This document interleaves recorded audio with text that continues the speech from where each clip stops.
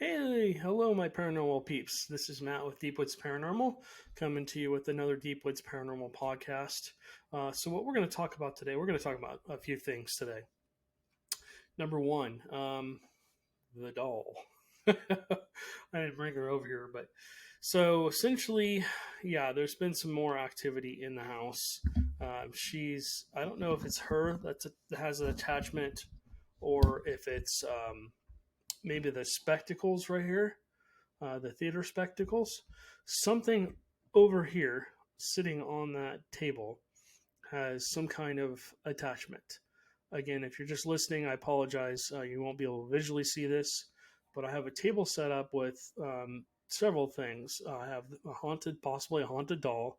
I have spectacles that are from I don't know, the late 1800s, early 1900s that I got from a thrift shop. And then, of course, we've got all these two boxes. If you're looking on YouTube, the top one is our passed away dog, Farley, and the bottom one's Miss Allie. And then the little dragon thing over here, I got that from an estate sale where somebody had just passed away. I just thought that was cool looking. So I don't know what over there has an attachment.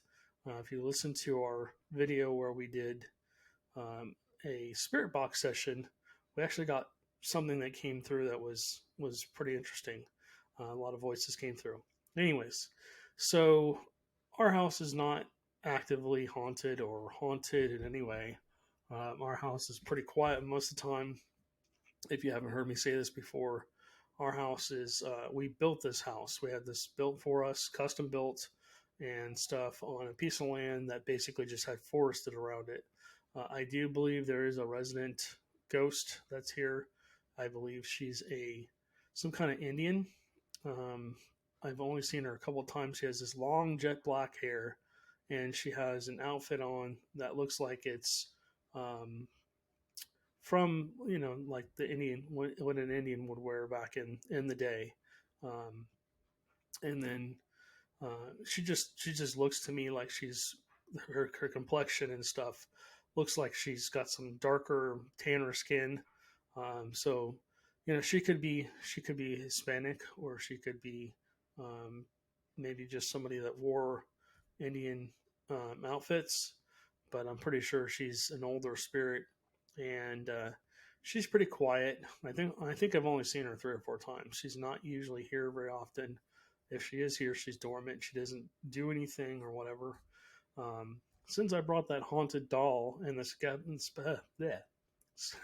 spectacles into the house, we've had some strange things. Like last night, we had a gate, a baby gate that we keep use for the dogs to keep them out of our bathroom. It was leaning against my dresser, and it shook violently. Um, and Amanda actually witnessed something, which is funny. So she always tells me I'm crazy, but yeah, she actually saw it. I mean, we didn't. I didn't see it. She didn't see it, but we heard it, and we went and shook it, and it's like, okay, yep, that's what that was. Um, Other activity. I think something, whatever it is, tried to follow me from that other house that we were renting when we first moved to Texas. Um, Normally, it stays outside in the garage. I get things knocked out of my hand in the garage. Things move on their own in the garage. Um, it just feels very angry out there sometimes, like something's really pissed off. Um, and I don't think it's a human spirit. I don't think it's here all the time either. I think it comes and goes and waits for its opportunities to attack, if you will. Sometimes it does get into the house. This house is not blessed. The reason for that is when you bless a home, in my opinion, just my opinion, you create a church like environment. When you create a church like environment, human spirits tend to go to those locations to protect themselves, to keep the negative away from them. My theory is, and again, this is just a theory, it's just based off my personal experiences. My belief is that human spirits are picked on by demonic spirits. I also do think that sometimes demonic spirits will, number one, interact, but number two, also manipulate. those spirits to do bad things. And then, of course, there's the people that were um, not necessarily possessed, but they followed, what the demons said and did all kinds of bad things. Maybe they shot somebody, maybe they murdered somebody, um, maybe they just did something bad, but it wasn't just them. It was basically they were listening to this entity that basically was giving them power, making them feel like they were, a god or something like that, making them feel invincible. And then, of course, when something bad happens and they got caught, they're left holding the bag, and the demonic entity basically kind of not captures their soul, but it has them locked in. So, all right. Um, let's see. Let's get into something else. Okay, so I was going to talk about Joe's camp today. I've been in contact with Joe over the last month. He's just starting to now have activity back on his property. A lot more tree branches are being bent over. Physical trees, are being like bent over in the middle of the night, and then to form a loop. And there's just a strange. They're all over his property. If you haven't seen Joe's Camp on our YouTube channel, I would highly recommend you go there. We spent almost 2 years up there researching at least once a month, trying to document the activity he was experiencing. We documented howls, screams, whoops. We found footprints, all different sizes and shapes. May have found a lizard man type footprint up there, which he reported as well. And just all kinds of strange stuff up there. We have better technology now. We have better cameras. We can probably see a lot clearer at his property because his property is in the middle of the forest. So there's not like streetlights everywhere. It's pitch black, especially if he doesn't have any of his lights on outside his property. He has 55 acres, so it's not a small property. Now, in Texas, it's probably not huge, but it's not small either. I'm a little nervous, but also excited about this. Joe and I have been talking about this for a long period of time. We need to go up there and set up a tent on the back part of his property and see what the hell happens. I've had multiple sightings on Joe's camp, including a daytime sighting. And I've talked about this multiple times, but I'll just bring it back up real quick.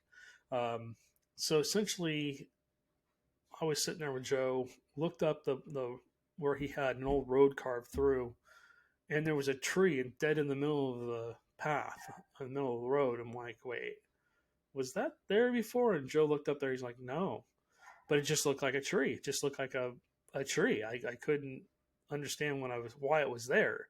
So I took a pair of binoculars and I zoomed in on it, and I could actually see it was a Bigfoot. It was actually standing kind of like mid stride, and it had one arm up and the other arm back, and 1 foot forward, 1 foot back.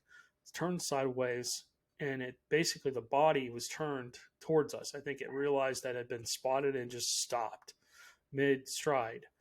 And so I zoomed in on it, and I'm like looking at the face. Like this one was solid black. I could see around the mouth there was no fur, and I could see the wrinkle around the lips. It looked more like a monkey's face. That part of it, at least, looked more like a monkey's face. And Joe always talks about the black ones that looking like they have sunglasses on. So, and their eyes are massive. I zoomed in, and I can only imagine. I can't say exactly how big it was, but the eyes looked like they were the size of baseballs. They were just solid black. And in the middle, about quarter size, maybe could have been bigger or smaller, it looked like there was just this white spot. And I'm like, okay, yeah, that makes sense. That's exactly what he was telling me he had seen. So just gives credibility to Joe. And yeah, so just crazy. We're going to be up in that area. The last time we were there, they had the road that was going up there was completely, you couldn't get up there. Even walking up there, they had knocked over several trees, and then they had put branches in between the trees. So it was like trying to walk through a landmine field, and they basically made it so it was impassable. And then there was just mud, thick mud, and it just rained for 3 or 4 days. In his area, they get a lot of rain, more than we get down here. We get about 60 inches here. I think they get close to 80 where he's at.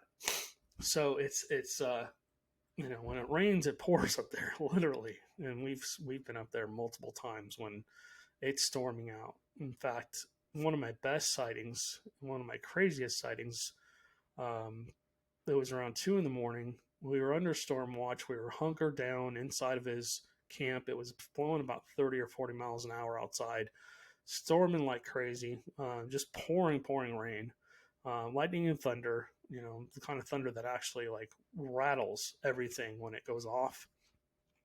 So I'm looking out the window and there's a lightning flash. And in between two trees, I can see it clearly because the lightning was so damn bright. It was like somebody turned the sun on. I could see this Bigfoot just standing there, and the water was just dripping off of its fur. I don't know if it could see me, but I could see it, and it was a really cool experience. It only lasted about 2 seconds. When the lightning flashed again a minute later, of course it was gone. But it was standing out there just looking at the trailer, and I'm like, oh, okay. So next time I think we'll have to probably take some heavy duty rain gear, and if it's going to rain, and go out and go ahead and investigate in the rain as much as we can. Unfortunately, with technology and everything, I mean, in the pouring rain, you're going to just destroy any equipment you have. So it's going to be more personal sightings and maybe using an iPhone or something like that to try and document anything you're seeing. So we're going to camp on his property possibly for 2 nights. We're still working this out Friday, Saturday night. There will be YouTube videos on this. My plan is to go up there and try and find a flat spot. He's going to probably use a trailer, his tractor, to go up there and create a flat spot for us right next to the forested area that he has on his property.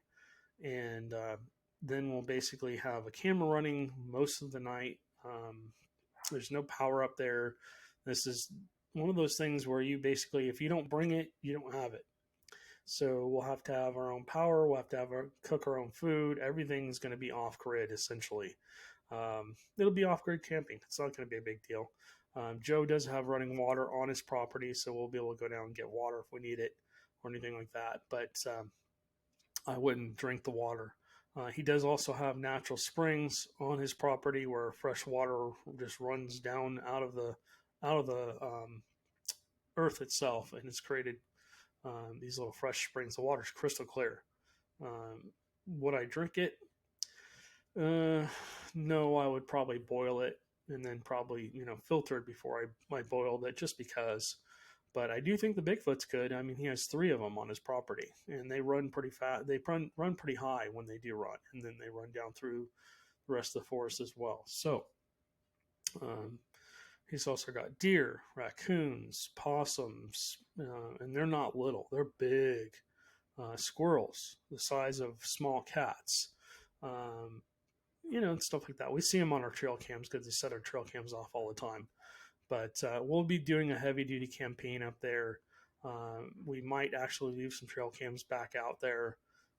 Joe has been leaving trail cams when I need to go out there, and when I go out there, what I do is I take it and download all of his video and audio and everything that he's captured onto my computer. Then he and I go through and sort through it to see if there's anything there. The trail cam usually takes me a couple hours to break down because he's got 10,000 photos. Sometimes it takes me longer than that. Sometimes it takes me a day or two to get through all of his photos and his video. What we're doing with the trail cams is we have them set to video. I know, everybody says, oh, you just need a picture of them. No. I'd rather get a video. Most of these trail cams will take up to about 15 seconds worth of video. So I want to see what happens before and after the Bigfoot, supposedly, if they do come through. I want to see what happens before. Are they chasing a deer? Are they chasing an animal? Are they just cruising through? Did they not see the trail cam? We've been able to document them on trail cam up there before, but it takes a lot of work, and we have to be really careful, and we have to be very stealthy when we do it. These Bigfoots on his property, they're super intelligent. They know when you're there. I saw one basically on the edge of his property, hiding in the tree line, and they created a blind. They bent over a bunch of trees and then put a bunch of deadfall and stuff in there, so you could hardly see it, but they could see out. You couldn't really see them. This was a juvenile, maybe a 6 footer, 5 footer, and it basically, I'm sure there was others. I just couldn't see them, and the only reason I saw it was because of the movement. I'm like, what? Oh, hey. So essentially, basically, um, ran back into the brush, I think. But a lot of the time they don't really disappear. That I think they try to make you think they ran away, but they probably either just ducked down or moved up a couple of trees or whatever. They moved up a couple of feet so that you think that they're not there. Joe also has, like I've said before, 3 cemeteries on his property. Um, and then, we have Uncle, I forget his name. I have to remember who it is. But one of his uncles haunts the property. So we didn't know this when we first started. We're like, okay, my theory is that Bigfoots and ghosts seem to go together. Every location I've ever investigated has Bigfoots and ghosts. I don't know why. Um, it just seems to be that way. And again, this is just based off of my experiences. There may be places where there's no Bigfoot and ghosts, but on his property, Black Star Canyon, a couple other canyons I went into, it seems like they're just, you know, they seem to be there. I can grab a K2 and go out. Have you seen the Bigfoots? And the K2 will light up. And did you hear that? And the K2 will light up. Are you scared? The K2 will light up. They know that the Bigfoots are there. I don't know what, if they have something, if they're on the same level or what. I don't know. I don't think a Bigfoot is a ghost, but I don't know how that works. It's still something I'm trying to figure out. That'll be for another day. So, okay, so recently he's had the Bigfoots come onto his property. He's seen them. He's gotten a few pictures of them.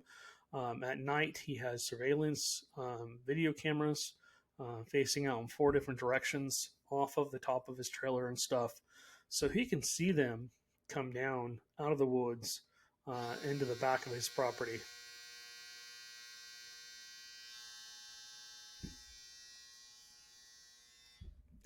My apologies. I forgot the dryer was on. Okay, so anyways, he's had stuff being moved around again. He's actually had multiple sightings of Bigfoots out there.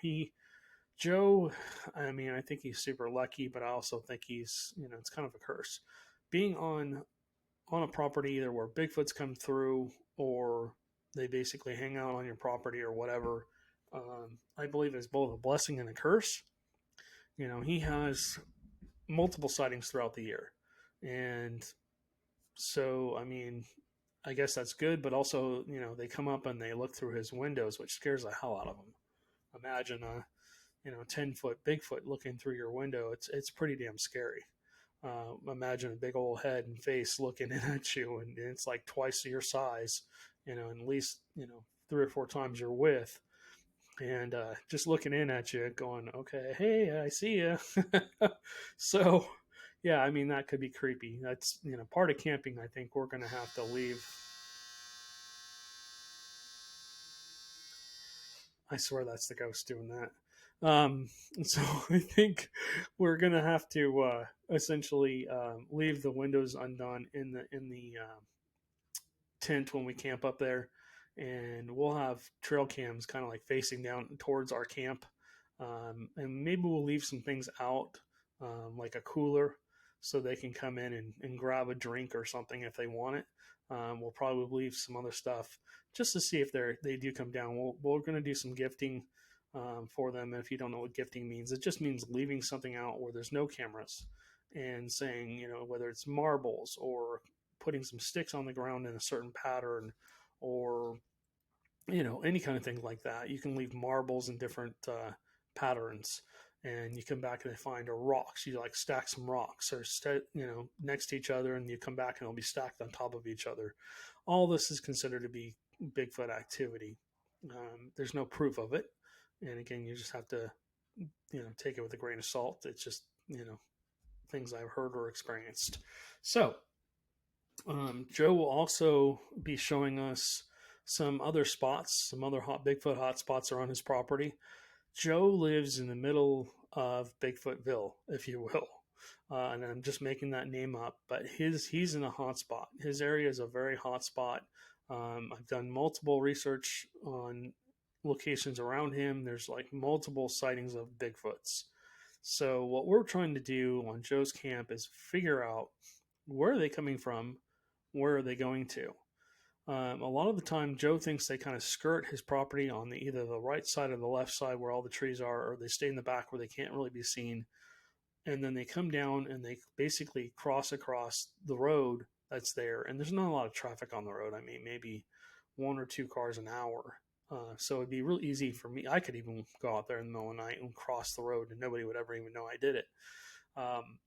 So if you go across the way, you get back, you continue on in the national forest.